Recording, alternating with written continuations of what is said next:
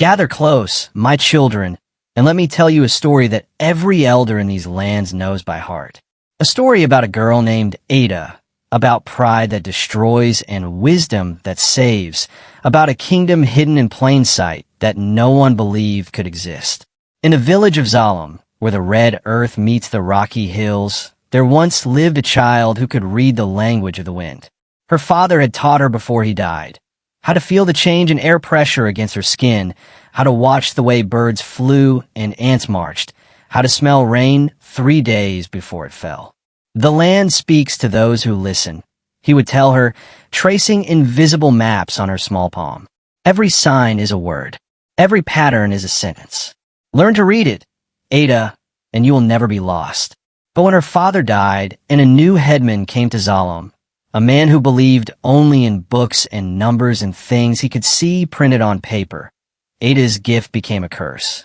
This is the story of how ignorance cast out wisdom, how pride destroyed a village, and how the child they exiled became the leader of a kingdom they never imagined possible. Listen well, for this truth must never be forgotten. Okoro arrived in Zalem 3 years after Ada's father died, carrying leather-bound books and speaking words the villagers did not understand. He had been educated in the distant city, trained in what he called modern methods and scientific agriculture. The village elders, impressed by his confidence and credentials, appointed him headman. Okoro immediately dismissed the old ways as superstition. No more planting by moon phases, he announced in the square. No more reading weather from bird flights. I have an almanac printed by experts that tells us exactly when to plant and when to harvest. The older villagers exchanged worried glances, but said nothing. Who were they to argue with education? Ada, now 12 years old, lived with her sick mother in a small house at the village edge. Her mother had fallen ill shortly after her father's death, a coughing sickness that never quite healed. Ada cared for her while also tending their small garden, using everything her father had taught her. She watched the sky, read the insects, felt the wind, and knew when to plant and when to wait. One afternoon, 3 days before the planting season, Ada felt something wrong in the air. The pressure dropped suddenly. The wind shifted direction twice within an hour. Ants began moving their eggs to higher ground. Birds flew low and erratic, their calls sharp with warning. Ada ran to the village square, where Okoro was instructing farmers on the new planting schedule according to his almanac. "Headman Okoro," she called out, her young voice cutting through the adult conversation. "Please, sir, we must not plant tomorrow. A great storm is coming. I can feel it in the wind. I can see it in how the animals behave." The farmers turned to look at her. Some remembered her father and his uncanny ability to predict weather. Others had already forgotten the old ways. Okoro looked down at her with barely concealed contempt. "A great storm," he laughed, opening his almanac to show the gathered villagers. According to the meteorological data compiled by experts who have studied weather for decades, tomorrow will be clear and dry, perfect for planting. The storm season does not begin for another month. He looked at Ada with pity mixed with annoyance. "Child, I understand you learned some folklore from your father, but these are just old wives' tales. Superstition. We live in modern times now. We rely on science, not on feelings and bird watching." The farmers laughed nervously. Ada felt her face burn with humiliation. "But the signs are clear," she insisted, her voice shaking. "The ants are moving. The birds are flying wrong. The wind pressure has dropped. My father taught me. Your father," Okoro interrupted sharply, "lived in ignorance. I will not let this village continue in the same darkness." That night, Ada could not sleep. The wind howled with a voice she had learned to understand, speaking of violence and destruction approaching fast. She went to 3 different farmers' houses, begging them to delay planting, to bring their livestock into shelters to prepare for the storm. Some listened with sympathy, but did nothing. Others shooed her away, calling her a foolish child, just as Okoro had. The next morning dawned bright and clear, just as the almanac predicted. Okoro smiled with satisfaction as the farmers led their cattle and goats to the field for planting. "You see," he said loudly, making sure everyone heard. "Science is never wrong. The child was mistaken, as children always are when they trust feelings instead of facts. By midday, dark clouds appeared on the horizon with terrifying speed. The wind picked up, bending trees and rattling shutters. The temperature dropped so fast people could see their breath. Then the storm hit with a fury no one in living memory had witnessed. Rain fell in sheets, so thick you could not see 3 feet ahead. Lightning struck the tallest trees, setting them ablaze despite the downpour. Wind tore roofs from houses and uprooted ancient trees. And worst of all, the livestock, left unprotected in the fields because everyone had trusted the almanac, panicked and scattered. When the storm finally passed 3 hours later, the damage was devastating. 15 cattle were dead, crushed by falling trees. 20 goats had disappeared into the wilderness, never to be found. The fields meant for planting were now rivers of mud. The village gathered in the ruined square, shocked and grieving. Their wealth had been destroyed in a single afternoon. The cattle and goats were not just animals, they were everything. Dowries for marriages, savings for hard times, food for survival. Without them, Zalem faced poverty and possibly starvation. Okoro stood before them, his almanac still clutched in his hands, his face pale with shock. But when the villagers began to murmur and question, his shock transformed into something more dangerous, defensive pride. This storm was unprecedented, he said, his voice growing stronger. An anomaly that no one could have predicted. Not even the experts who compile the almanac. But Ada predicted it, an old woman said quietly. She warned us yesterday. Okoro's eyes flashed. Ada, a child who has filled her head with her father's superstitions? If you had listened to her, we would have delayed planting for no reason. We would have lost precious time. We would have saved our livestock. A farmer interrupted bitterly. My cattle would still be alive if we had sheltered them. Okoro's face flushed red. The child's warning was coincidence, nothing more. Broken clocks are right twice a day. We cannot run a village based on a little girl's feelings about wind and ants. But the seed of doubt had been planted. The villagers began to whisper. Had they been wrong to ignore Ada? Had they trusted the wrong kind of knowledge? That night, Okoro made a decision. He could not let the village blame his leadership. He could not admit that his almanac had been wrong while a child had been right. So he did what prideful men have always done when faced with their own failure. He found someone else to blame. The next morning, he called another village meeting. Ada stood at the back with her mother, who had grown even sicker from the storm's cold and damp. People of Zalem, Okoro began, his voice carefully controlled. I've thought deeply about yesterday's tragedy, and I have realized something important. The storm should not have come. According to all scientific data, it should not have been possible. He paused, letting his words sink in. Unless something unnatural caused it. Unless someone brought it upon us through bad medicine, through evil words, through cursing. The villagers shifted uneasily. What was he suggesting? Yesterday morning, young Ada stood in this square and spoke of a coming storm. She spoke it into existence. She called it down upon us with her father's dark knowledge. And when it came, our livestock died. Our wealth was destroyed. Gasps rippled through the crowd. She cursed us. Okoro's voice rose. Her words brought disaster. As long as she remains in Zalem, we will continue to suffer. The land itself has been poisoned by her presence. Ada felt her mother's hand grip hers tightly. No, Ada whispered. I only warned you. I tried to help. But fear had taken root, and fear makes people cruel. The villagers, desperate for someone to blame, turned on Ada with frightening speed. Cast her out, someone shouted. Exile the curse bringer, cried another. Ada's mother stepped forward, her sick body trembling. Please, she is just a child. She tried to warn you. She tried to help. How can you? You must go too, Okoro said coldly. Both of you. By sunset, take nothing but what you can carry. If you're still in Zalem when darkness falls, the young men will drive you out with stones. The crowd murmured agreement. Even people who had known Ada's father, who had benefited from his weather wisdom, turned their backs now. Fear and loss had transformed them into strangers. Ada and her mother returned to their small house in silence. Her mother collapsed on her sleeping mat, coughing violently.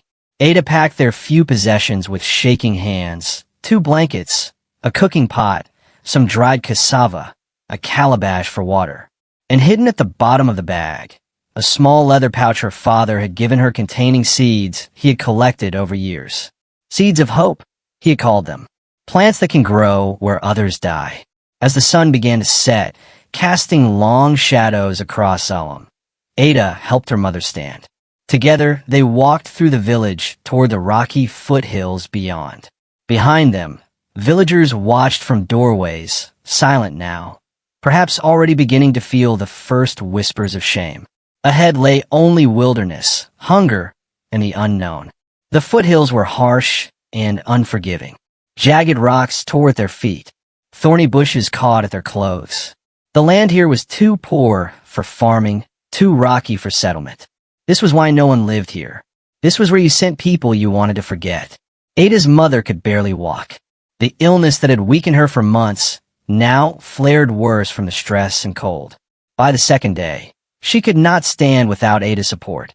By the third day, she was burning with fever, mumbling words that made no sense.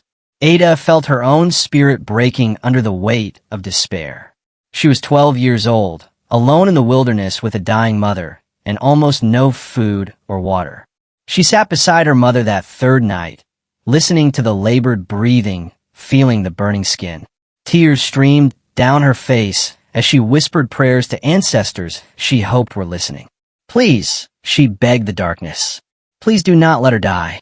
I cannot lose her too. I cannot be alone." She thought of her father, of his gentle voice teaching her to read the land. "The land speaks to those who listen," he had said. "Every sign is a word." Ada wiped her tears and forced herself to pay attention. What was the land telling her now? At dawn, she saw them, a small flock of green pigeons flying in a straight line toward the rising sun. Her father's voice echoed in her memory. Green pigeons fly straight to water in the morning. Ada left her mother wrapped in blankets beneath a sheltering rock and followed the pigeon's flight path. Her throat was dry, her lips cracked. She had given their last water to her mother that morning. If she did not find more soon, they would both die here. She walked for an hour, stumbling over rocks, following the direction the birds had flown. Several times she almost turned back, terrified of getting lost, of leaving her mother alone too long. But her father's teaching pushed her forward. "Trust the signs, Ada. They never lie." Then she heard it, the sound of trickling water.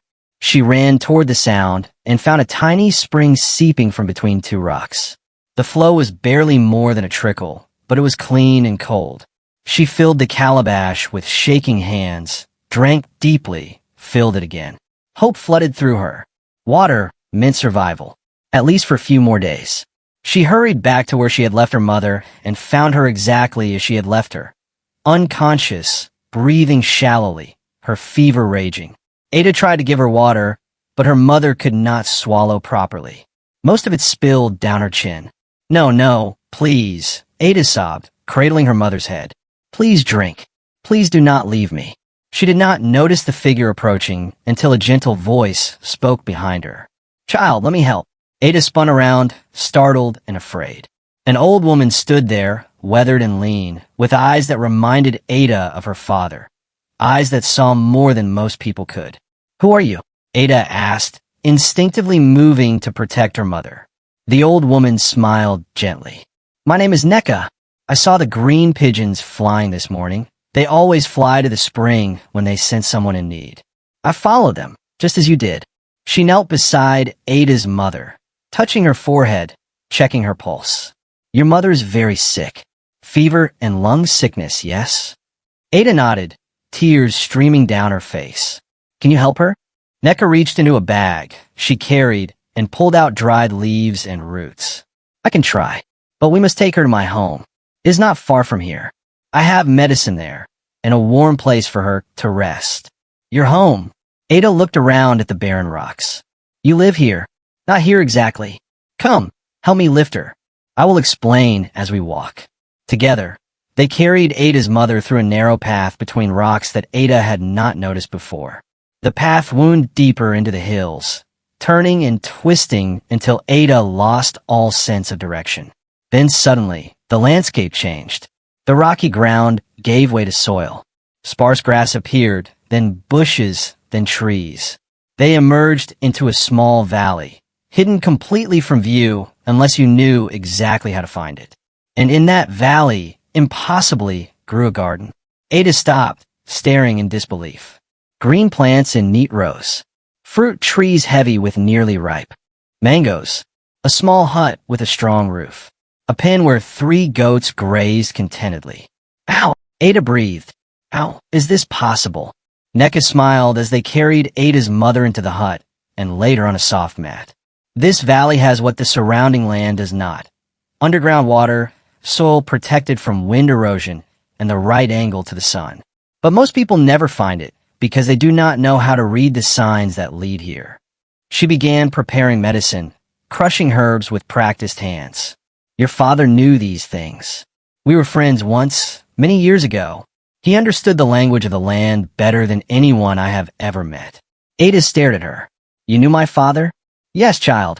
When he was young, before he married, he traveled these hills learning from the old ones who still remembered the ancient knowledge. I taught him some things. He taught me others. We shared wisdom. She mixed the crushed herbs with water and carefully fed it to Ada's mother, a few drops at a time. Your father was supposed to teach you everything, was he not? To pass on the knowledge before it died with our generation. Ada nodded, tears falling again. He was teaching me, but he died before he finished. And now Headman Okoro says all of it is just superstition. He exiled us because I tried to use what little I know. Neka's face hardened. Okoro is a fool. Educated fools are the most dangerous kind. They think because they have read books, they know everything. But books cannot teach you to listen to the wind, or read the ants, or feel rain in your bones. Over the following weeks, Neka nursed Ada's mother back from the edge of death. The fever broke after 5 days. The cough gradually eased. Color returned to her cheeks. And as she healed, Ada learned. Neka taught her everything her father had begun, but not finished. How to find underground water by reading the type of rocks and the plants that grew in certain patterns. How to identify which plants could grow in poor soil with little water. How to breed goats for hardiness rather than just size. How to predict not just storms, but droughts, which were even more dangerous.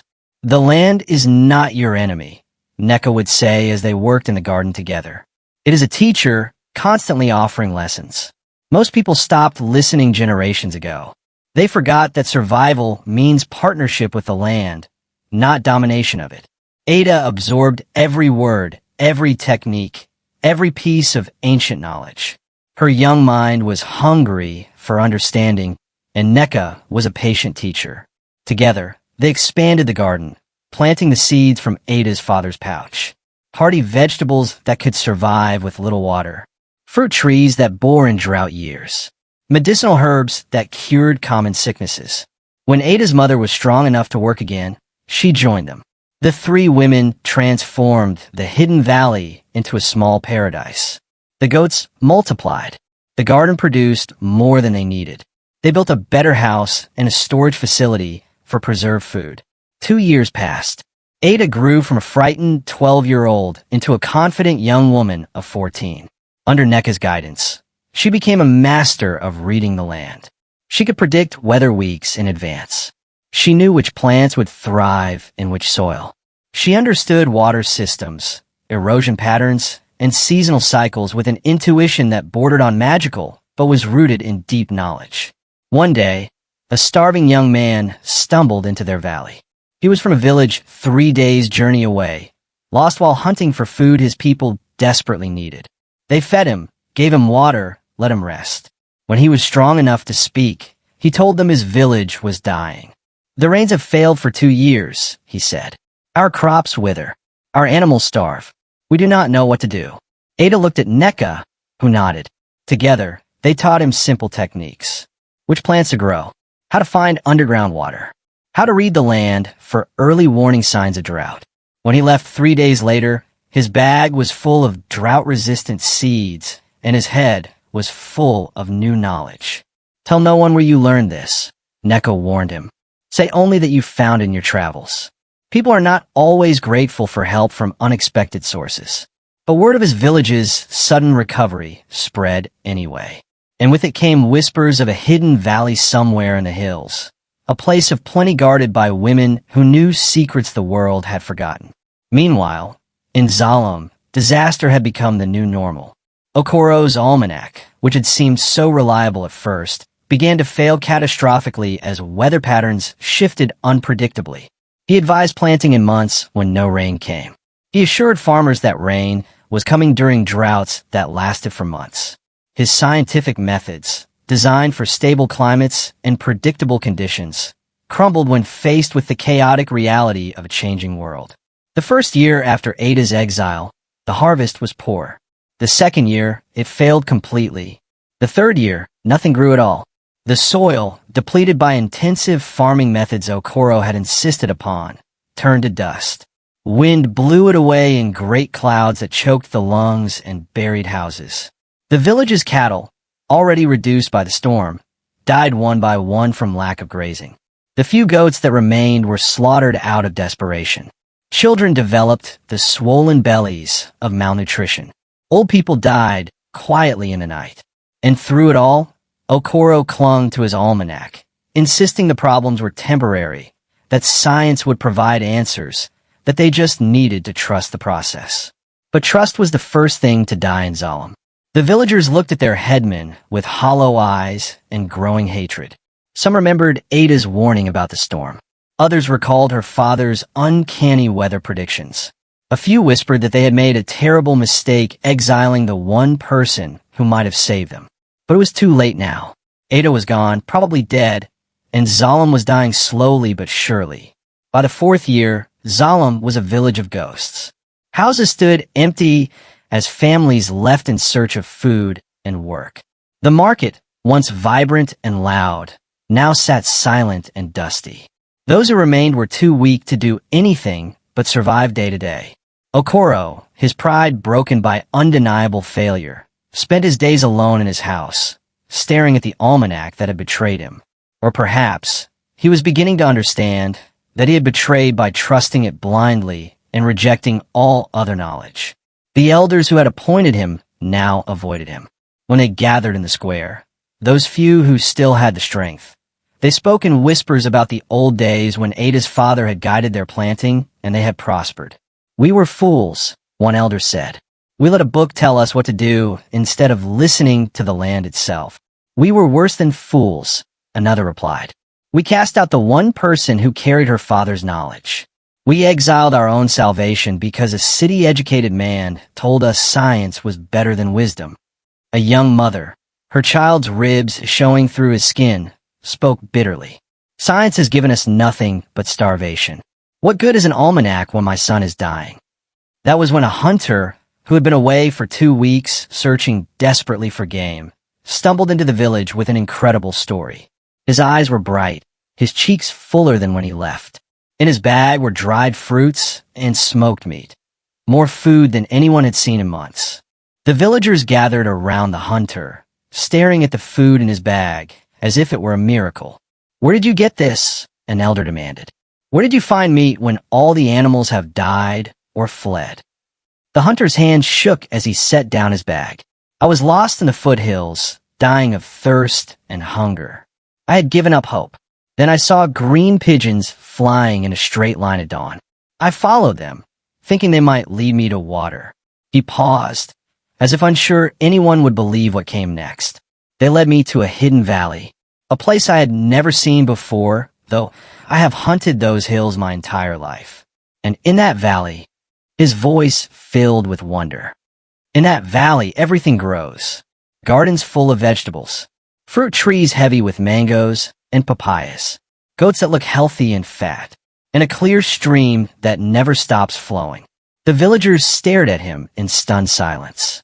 "Impossible," Okoro said from where he sat at the edge of the crowd. "Those hills are barren. Nothing grows there. You must have been delirious from hunger."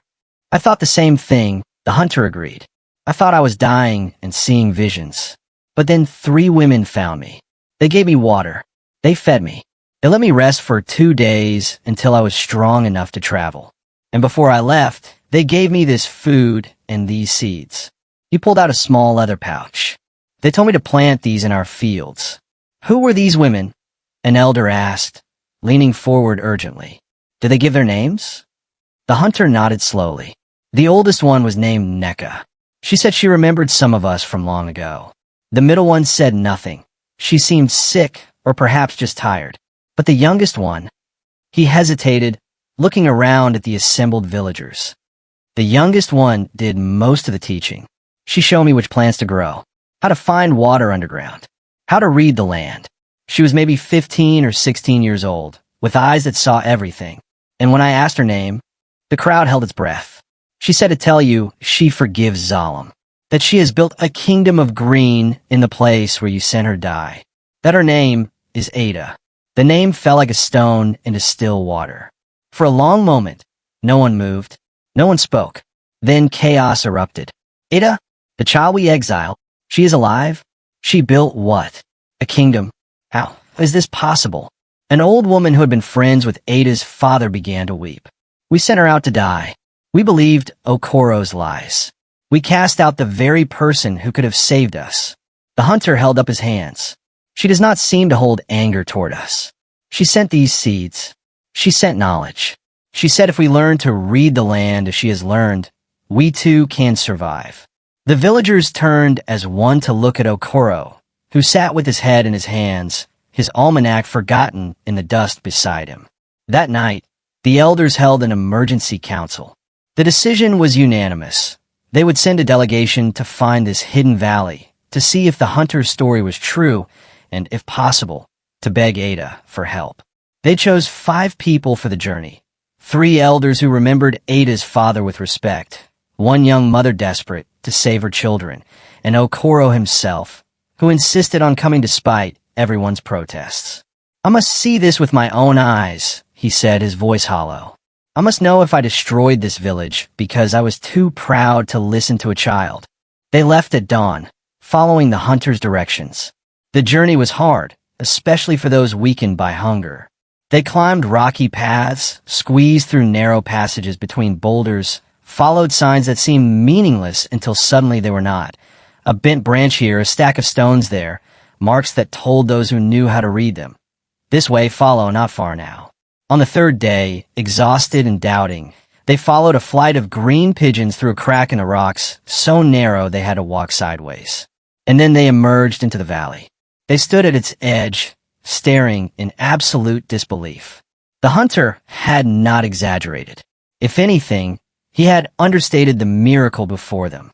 Fields of green stretched across the valley floor. Vegetables grew in neat, terraced rows. Fruit trees dotted the landscape. A clear stream ran through the center, its water catching the afternoon sun. A herd of goats grazed peacefully in a fenced pasture. 3 sturdy houses stood near the stream. The delegation stood frozen, their minds struggling to accept what their eyes showed them. This was impossible. These hills were barren. Everyone knew that. Yet here was proof that knowledge was more powerful than common belief. An old woman emerged from the nearest house, and the elders recognized her immediately. Neka, who had left Zalem decades ago to live as a hermit. But it was the young woman who followed her that made them all gasp. Ada stepped into the sunlight, no longer a frightened 12-year-old, but a confident young woman of 16. She wore simple work clothes, her hair tied back practically, her hands bearing the calluses of hard labor. But she carried herself with quiet authority, with the dignity of someone who had built something real and lasting with her own hands. She walked toward them slowly, her face calm but unreadable. Behind her came another woman, older, recovered from the sickness that had nearly killed her. Ada's mother, whom they had also sent into exile. The delegation fell to their knees, shame overwhelming them. The young mother began to weep. The elders could not meet Ada's eyes. Even Okoro knelt, his pride finally broken completely. Ada, the eldest of the elders, spoke, his voice cracking. We have come to beg your forgiveness. We were wrong. We were fools. We listened to pride instead of wisdom, and we have been punished for it. Our village is dying. Our children are starving. We have nothing left. He gestured at the green valley around them. But you have built this miracle in the place where we sent you to die. Ada looked at the kneeling delegation for a long moment. They could not read her expression. Was she angry? Vindictive? Forgiving? Indifferent? Finally, she spoke. Stand up. I do not need anyone kneeling before me. They rose slowly, still unable to meet her eyes. Ada walked past them to a section of the garden where young plants grew in careful rows. Come, she said. Let me show you something. They followed her, confused and hoping desperately that she was not about to send them away. Ada knelt beside the plants and began to explain, her voice calm and teaching. These are drought-resistant varieties of cassava. They need half the water of regular cassava. My father collected these seeds over years, knowing that one day they would be needed. This is knowledge, not magic. She stood and pointed to the terrace fields. The terraces prevent erosion and help water soak into the soil instead of running off. This is technique, not miracle. She led them to the stream. This water comes from underground sources. I found them by reading the rock patterns and the types of grass that grow in certain formations. This is observation, not divination. She turned to face them fully. Everything you see here was built using the knowledge for which you exiled me. The same knowledge my father tried to pass to your village. The same knowledge Okoro dismissed as superstition. She looked directly at the headman, who flinched but forced himself to meet her gaze. I was 12 years old, Ada said, her voice steady but carrying the weight of old pain. My mother was dying. I came to warn you of a storm because I could read the signs my father taught me. I tried to help because I thought that was what good people did. They shared knowledge to protect their community. She paused, letting the words sink in. Instead, you mocked me. You blamed me for disaster I tried to prevent. You cast us out to die because it was easier than admitting that a child knew something your educated headman did not. Okoro's face crumbled. I was wrong, he whispered. I was so wrong. My pride killed our village. My refusal to listen destroyed everything. I do not ask for forgiveness. I do not deserve it. I only want to understand. How? How did you do all this? Ada's expression softened slightly. I did it because my father taught me to listen to what the land was saying. And when you exiled me, Neka found me and taught me what my father had not finished teaching. She had learned from the same old ones who taught him. Between us, we carried knowledge that goes back generations. Knowledge of how to work with the land instead of fighting against it. She gestured to the valley around them. Your almanac told you what to do based on averages and historical patterns. But the land does not care about averages. Each season is unique. Each year brings different challenges. You cannot farm by following a book. You must read the actual land you're working with. Ada led them through the valley, explaining everything with the patience of a natural teacher. She showed them how to identify underground water sources by reading surface vegetation patterns. See these specific types of grass? They only grow where water flows beneath. Dig here, you'll find it. She demonstrated how to test soil quality with simple observations. This color means high mineral content. This texture means it will hold water well. This smell means it is too acidic and needs amendment. She explained companion planting, how certain plants protect others from pests, how some add nutrients that others need. Cassava and beans together. The beans fix nitrogen in the soil that the cassava needs. They help each other thrive. She showed them the goat pens. Breed for health and hardiness, not just size. A smaller goat that survives drought is worth more than a large one that dies when conditions are difficult. The delegation listened with growing wonder and shame. Every technique was simple, obvious once explained, but it required understanding that only came from deep observation and patience. Why do we forget all this? The young mother asked, tears in her eyes. Why do we stop listening to the land? Because it is easier to follow a book than to learn patience, Nekas said, speaking for the first time. Because people wanted quick answers instead of deep understanding. Because pride makes us think we are smarter than our ancestors. As the sun began to set, the delegation gathered near Ada's house. They had seen everything, learned much, but they had not yet asked the question that weighed heaviest on all their hearts. Finally, the eldest elder spoke. Ada, We do not deserve your help. We sent you and your mother out to die. We believed lies about you. We turned our backs when you needed us most." His voice broke. "But our children are dying. Our village is becoming dust. We have nothing left except the hope that you might be more merciful than we were." He fell to his knees again, and this time all the others joined him, even Okoro. "Please, help us. Teach us. Give us a chance to learn what we should have learned from your father. We will do anything. Follow any instruction. Listen to any wisdom. Just please, do not let our children die for our mistakes." Ada looked at them for a long moment. They waited, barely breathing, for her judgment. Then she spoke, and her words shocked them. "I will help you. Not because you deserve it, but because those children are innocent of your sins. And because my father taught me that knowledge is meant to be shared, not hoarded." Relief flooded through the kneeling villagers. Some began to cry, but Ada held up her hand. "However, there are conditions. First, Okoro must step down as headman. His time of leadership has ended." Okoro nodded immediately. "I agree. I should have stepped down years ago." "Second," Ada continued, "when you return to Zalem, you will tell them the truth. All of it. How you cast out a child who tried to help. How your pride destroyed the village. How the knowledge you mocked is the only thing that can save you now. No lies. No excuses." The elders nodded, accepting this. "Third, I will teach anyone who genuinely wants to learn. But this is not quick. It will take years to restore your land and your harvests. You must be patient. You must be humble. You must remember that the land is a partner, not a servant. We will remember," the young mother promised. "I swear it." And finally, Ada said, her voice softening slightly, "You will honor my father's memory. His name was erased from your village's history because Okoro said his knowledge was worthless. But he was the wisest man your village ever knew. Build a memorial to him. Tell the children his story. Let his wisdom live on even though he has passed." Tears streamed down the elders' faces. "We will. We promise. Everything you ask, we will do." Ada nodded and turned to Neka, who smiled and went into the house.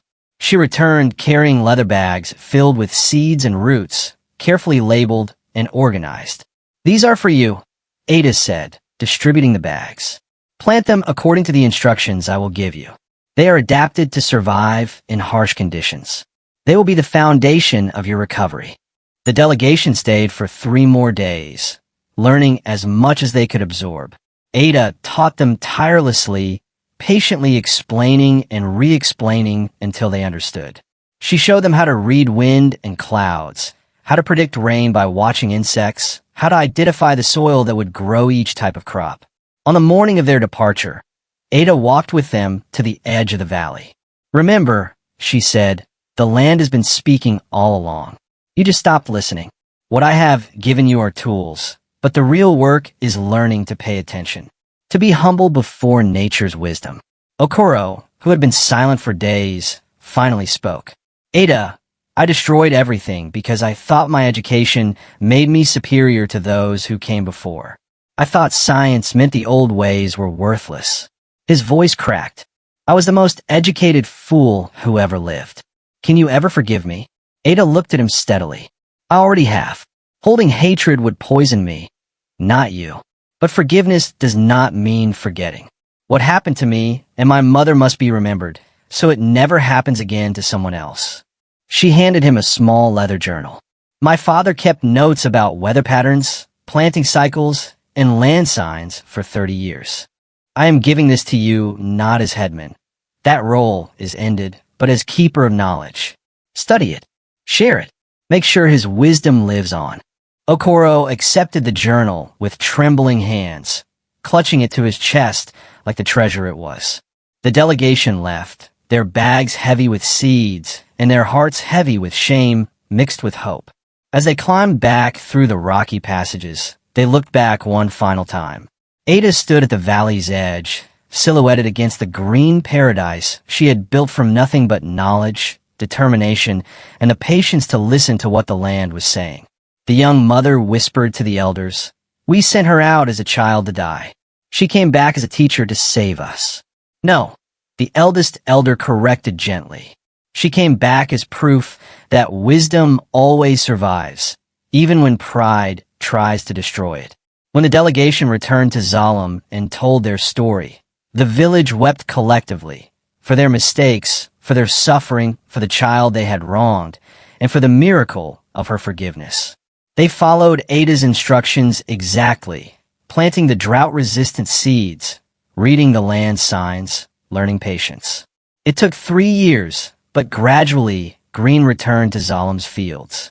The harvest grew, children's bellies filled, life came back, and in the center of the village square, they built a memorial, not to Okoro or his almanac, but to Ada's father, the man who had understood that the greatest knowledge comes from listening to the wind, watching the ants, and respecting the ancient wisdom that the land offers to those humble enough to learn.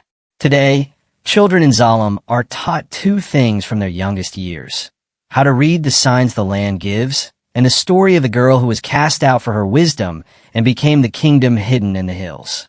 They call her story the map the winds wrote on a child's palm, because her father had traced invisible maps there, teaching her to read what others could not see. And those invisible maps revealed a kingdom that pride had tried to destroy, but humility restored. So remember, my children, never let pride blind you to wisdom. For the knowledge you mock today may be the only thing that can save you tomorrow. The land speaks constantly. The question is, are you listening?